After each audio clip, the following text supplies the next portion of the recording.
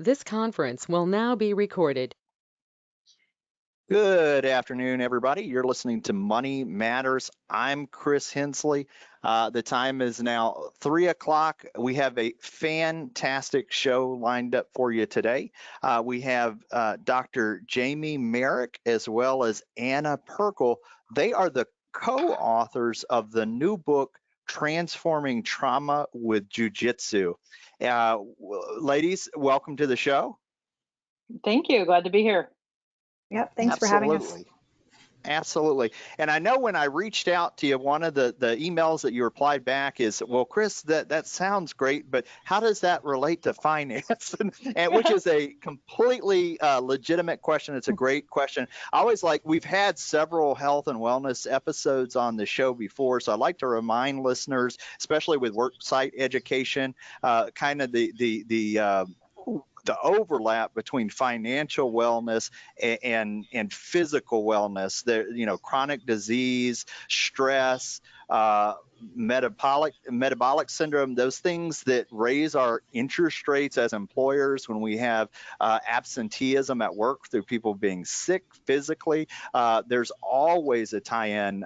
But the other thing is that I am very interested in jiu-jitsu, and this seemed like a really, really great topic.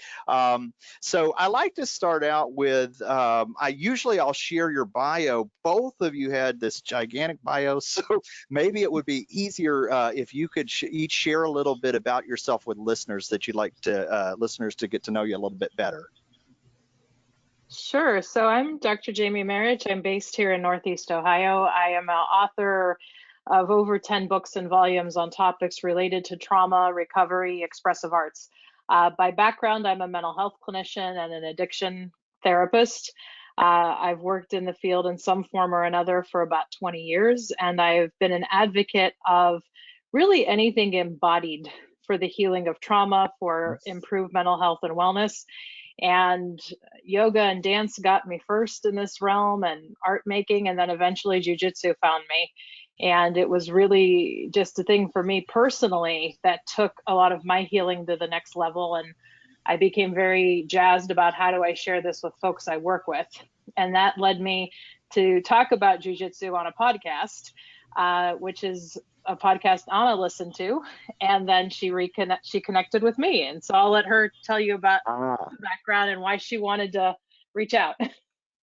Absolutely. So I'm a marital and family therapist, a licensed advanced alcohol and drug abuse counselor in the state of California. And like Jamie, I also believe in the expressive arts. So I'm a registered art therapist with the American Art Therapy Association. And I end up working with a lot of teenagers in the South Bay here, and I'm always looking to prepare them for college. And as such, I'm always looking for the best self-defense classes I can recommend for them, which is how I got into a jiu-jitsu class. And I fell in love with it day one. It was just something really incredible. And I think one of the things I love so much about it is that there is this wide spectrum of techniques, from completely benign, just wrist releases and all kinds of things where I can keep my attacker or my bad guy safe, all the way to, really lethal things should I need them. And I loved the choice and the spectrum available. And it seemed so much more realistic to me than some of the eye gouging, striking stuff that I was bringing them to before, especially since a lot of assaults are committed by people we know. So that's how I started. I love it. It seems like a partnership that was meant to be there. When you put this book together, let me just ask you, why did you write this book?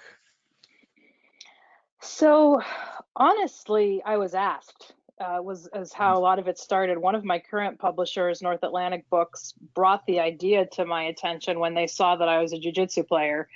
And they have a pretty strong martial arts wing in their publishing division, and just thought this was a topic that would, I guess here's the financial tie-in. Publishers are interested in what could sell, and they thought there was interest in this because of growing interest in martial arts, especially how to do it more consciously. And so they proposed the idea to me, and I knew I couldn't write it without Anna, because even though I practice jujitsu and I have a lot of the self-defense space, I'm kind of in awe at how deeply Anna's gone with it from a physical perspective, doing like Gracie Master Cycle. And I never really had that push to kind of go further with it beyond self-defense. But I'm always willing to talk about any and all things trauma and embodiment. And so when they suggested I write the book, I said I have this partner that I think it would be the perfect combination to do it with. And we envisioned this book after Anna and I brainstormed it, where it would be something that Jiu-Jitsu practitioners, either current or potential practitioners, trauma survivors who are interested in the art could benefit from, something current Jiu-Jitsu instructors could benefit from, and something that therapists and clinicians can benefit from, to really take a dive in how they can do this in a way that's even more serving of the healing process. I love it. Or go ahead, Anna. I'm sorry, I interrupted you. Oh, that's okay. Yeah, I so appreciate the invitation that Jamie gave me to participate in the book that she was asked to write. And one of the beautiful things about our partnership is there's so many things that we're just 100% aligned on and agree on, because we're both trauma specialists. And then we're also uniquely different in sort of how we respond to being triggered. And Jamie has more of a freeze response, and I am more of a fight response. And so we really could sort of cover different spectrums of responses to being on the mats and being triggered as well. So it's just been an amazing partnership. It's just been easy. It's been really easy and amazing to write this book with you, Jamie.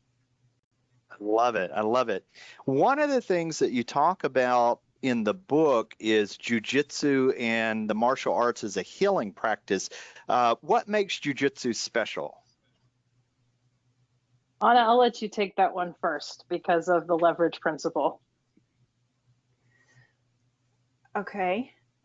So, I mean, one of the things that Helio Gracie is known for in being the grandfather of Brazilian Jiu-Jitsu is that he was, at least the story is told, that he was sort of weaker and maybe even sickly compared to his brothers. And that he ended up taking over a class one day and he started modifying the techniques so that they were based more so, even more so, on leverage, right? And so if I put my elbow in the right spot, my bone structure is what's holding back that 250-pound man, not muscle. And so it really can work for the smaller, more petite, less athletic person. And it's not, it's the other striking arts, you really have to spend 10 years practicing. And then even after those 10 years of mastery on how to throw that perfect punch, if there's an enormous weight difference, that may not even work.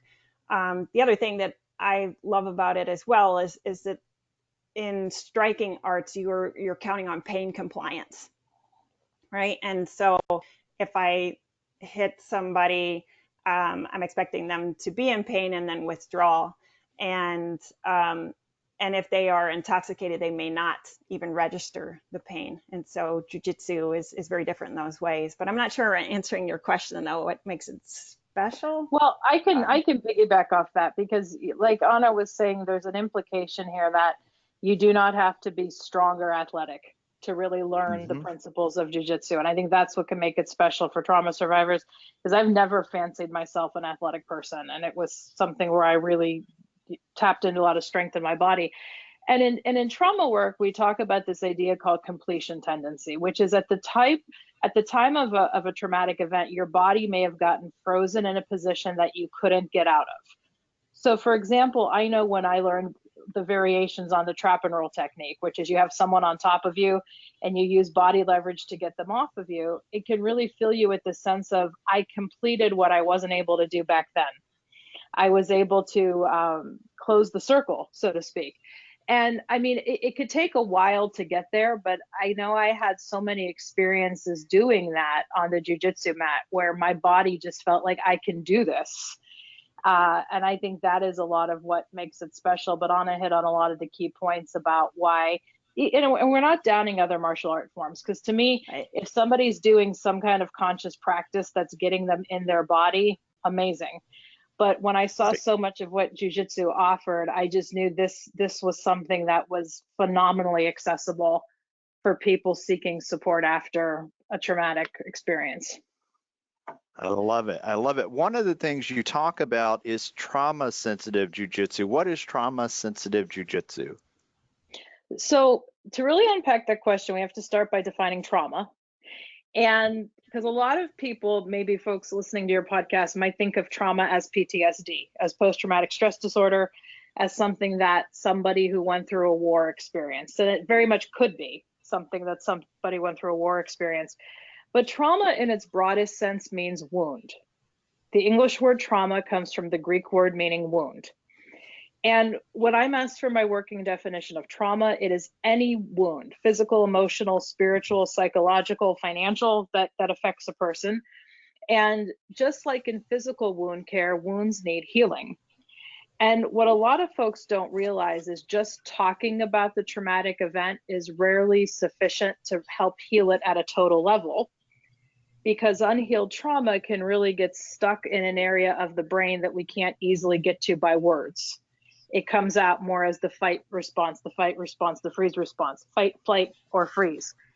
And so part of what trauma sensitive anything means is understanding that when a person is activated or when they're shut down, we're not going to be very likely to use words or reason or logic to get to them. But it's more about validating experiences, honoring and holding space for what's happening emotionally and in the body. And again, there's a lot of practices of jiu-jitsu that are naturally lend itself to that. But something we talk about in the book, for instance, is taking a no pain, no gain approach to any kind of exercise practice is rarely going to be helpful for a trauma survivor. Understanding where a person might get what we call triggered or activated in a practice is important for an instructor who's offering jiu-jitsu in a more trauma-informed way. So that's kind of the basis of it. But we go into a lot more depth in the book about how to seek out a more trauma-sensitive jiu-jitsu experience if you're a practitioner, and how to offer it if you're a teacher. I love it. Anna, do you have anything to add to that as well? Yeah, I'd love to jump in here and even remind your listeners that, what we're talking about today is educational only, and not a substitute for any sort of professional advice or medical advice. And yeah, that's a disclaimer, because at certain jiu-jitsu schools, you can actually collect trauma, and people really need to be careful, and take note of the different options they have for training if they even want to train in jiu-jitsu. And we have a 31-point checklist of things to look for in schools. Even if you don't have a trauma background, I really do believe that a lot of the things we have named in that list are just good teaching protocols, if I had to pick, say, the top 3 things that I would have people look for, the first one would be safety first. And what I mean by that is, if you are in the school and they are training a technique, as they are training a specific technique, they really need to be discussing how to keep your partner safe as you practice that technique. So for example, one of the basic techniques is trap and roll. And in that trap and roll, if they're not telling the, quote unquote, bad guy to tuck their shoulder and lean forward as they get rolled, there really can be a lot of impact on the shoulder and the neck and the head. And so no matter what technique they are talking through, they should be talking through how to keep each other safe. The next thing I always tell people is they need to be delaying sparring. Open sparring is something that, I always make the analogy to chess. If I invited you to play a game of chess, but I didn't show you how any of the characters move, that wouldn't be any fun for you. And in jiu-jitsu could be dangerous, right? I mean, if you don't even know that I've got your foot in a foot lock, right? How do you even know when to tap? And so, if they're doing technique specific sparring, maybe, but I wouldn't encourage people to go to schools where they're sparring day one. And then the third thing I always want people to look for sure is street versus sport. I like schools to clarify what is street jiu-jitsu, so the average person trying to attack you on the street, how are you going to stay safe, versus sport, because in sport you can oftentimes with many of those techniques leave yourself open to strikes and kicks. And I think a lot of people might be going into these schools to look for self-defense training, and if we're not identifying what's self-defense and what's not, right? How am I supposed to choose, right? So anyway, I really encourage people to make a checklist, and trauma survivors, one of the big things we emphasize is choice, because trauma is inflicted in a way in which there wasn't choice, right? And so we really want to emphasize that you have choice, and you can evaluate schools and instructors and find the place that feels the safest to you.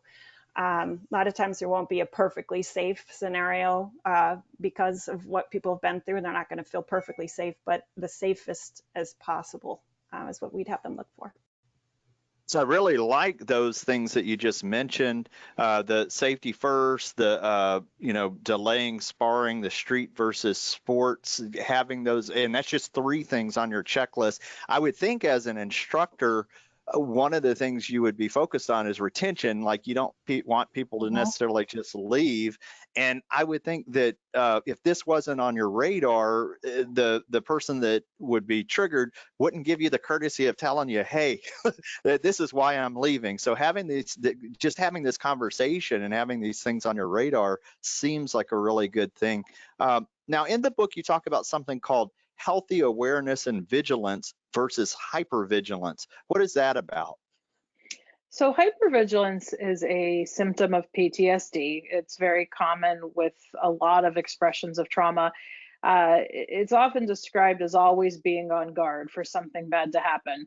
So you're so aware, but to the level where it's really causing your shoulders to tense and your whole body to lock up, and it creates more anxiety that it might actually make you less safe because you're so on guard for something bad to happen, and so just kind of brittle with anxiety, versus a more healthy vigilance and awareness, which is, yes, awareness is good. We use the example of situational awareness as a self-defense skill in the book, but how can you do that in a more mindful, present way without letting the anxiety overwhelm you?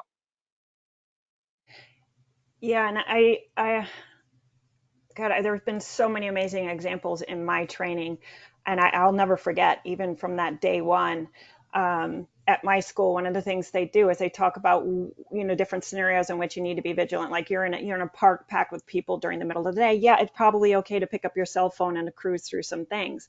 But now it's getting dark and you're more alone in that said park, right?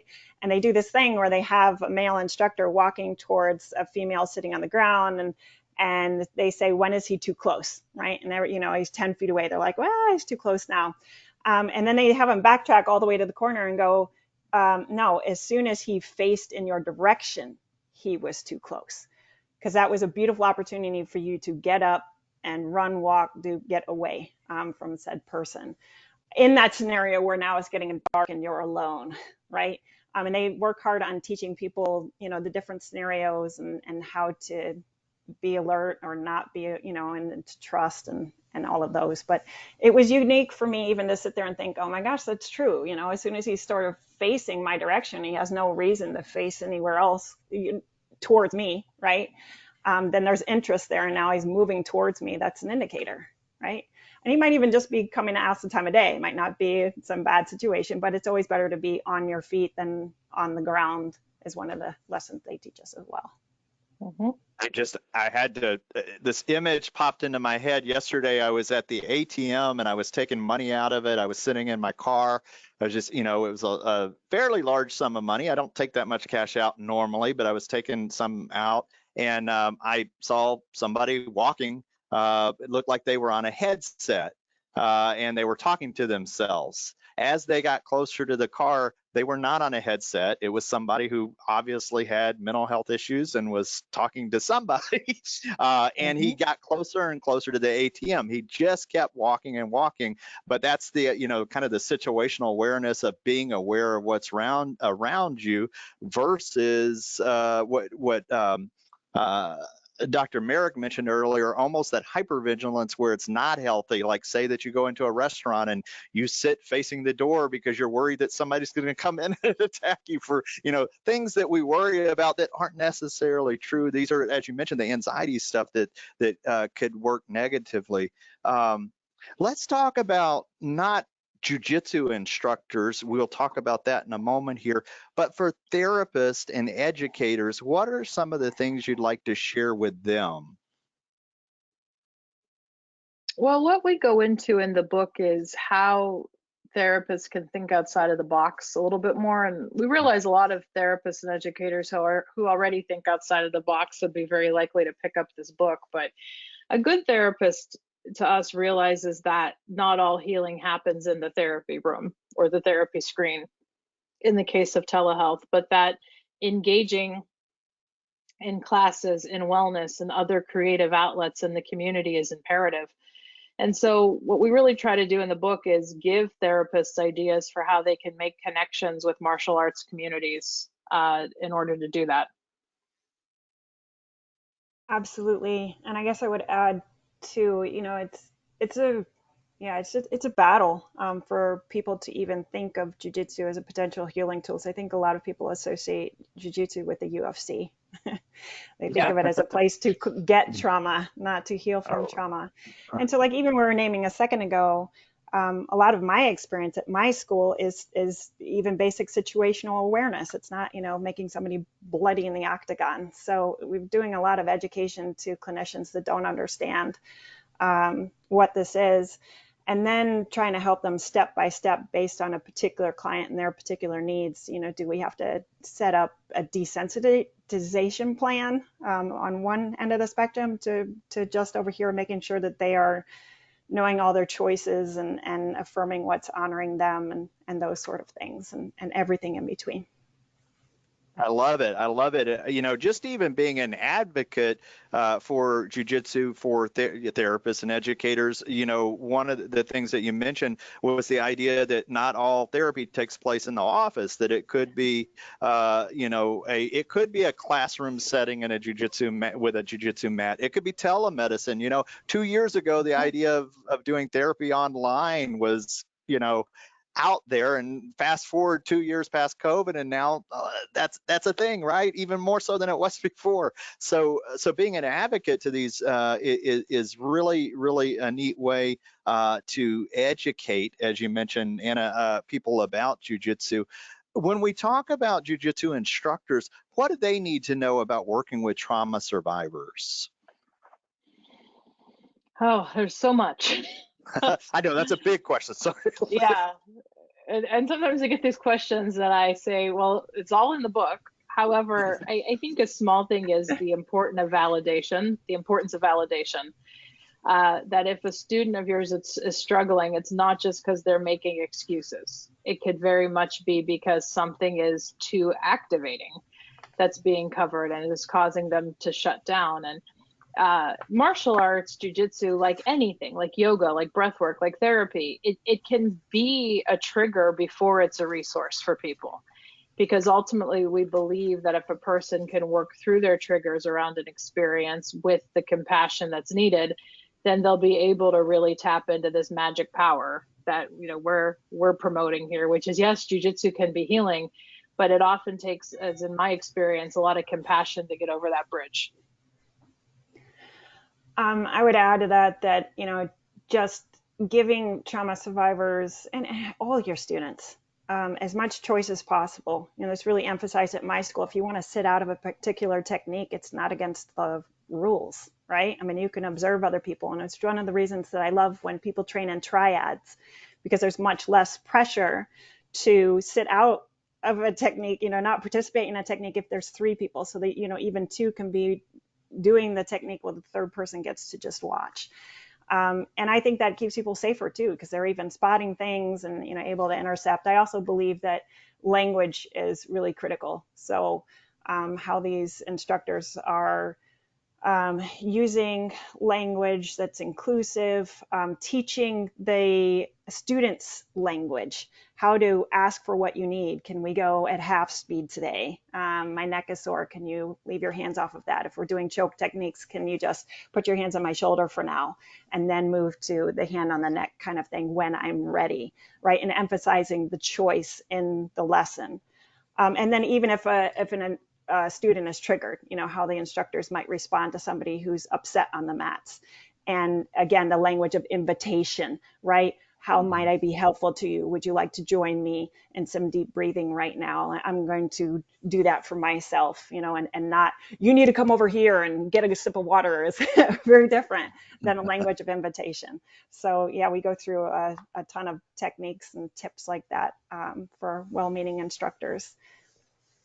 I love it. That is a lot of information that can really be useful. I think one of the things you mentioned, the trigger before it's a resource, a natural reaction to somebody being in mount or cross control, putting all their weight on you is, hey, get away from me. You're, that's not a normal feeling. But the idea that that trigger before it actually becomes a resource down the road, that you get more, I don't say desensitized, but you get used to it and that sort of thing. All of those things are good reminders, things we forget about when we start. And that I think even the instructors having this in the back of their head is helpful. We have actually hit the end of we're right here at 3:30. That was a quick half hour. I'd like to ask each of you, what have I forgot to ask you that you'd like to share with the listeners as we are hitting the conclusion of the show here?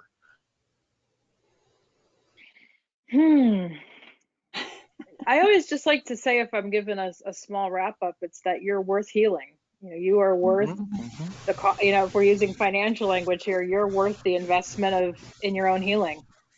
And that can take on various shapes and forms. I just want your listeners to know it's out there to get it. So go get it. I love it. I love it. And Anna, any parting thoughts there? Like the name of the book, The Body Keeps the Score, right? We have memories. We have memories not only in our head, but in our bodies. And sometimes we need to involve the body in rewriting those stories. And which is why a lot of trauma survivors seek yoga and things like that. But this even more so, right? I mean, really redoing the story so that it's your story now. You make it what it, you those completion tendencies that Jamie mentioned earlier, right? Completing the story in a new way so you're not up having nightmares trying to figure out what that solution is anymore. You've rewritten it. I love it. I love it. Thank you both for being on the show today. I know for listeners who'd like to find out more, we'll put each of your websites on the podcast notes as well. And this is available through Amazon. Is that correct? They can get access to. Yeah, it's really wherever books are sold. People have an option of book buying, so they can get it on Amazon, but Indie Books has it and a lot of other outlets too. I like to listen to Audible, the audio book, so I saw it was on there as well. That's how I'm going to get it. So. It'll be out this week, I think, I think, nice. Yes. Well, we're recording this in April, middle week of April, so yes. The Audible should be out by the time this drops. Perfect. Well, thank you both for being on the show. Have a good rest of the day there. You too. Thank you so much. Thank you. Bye.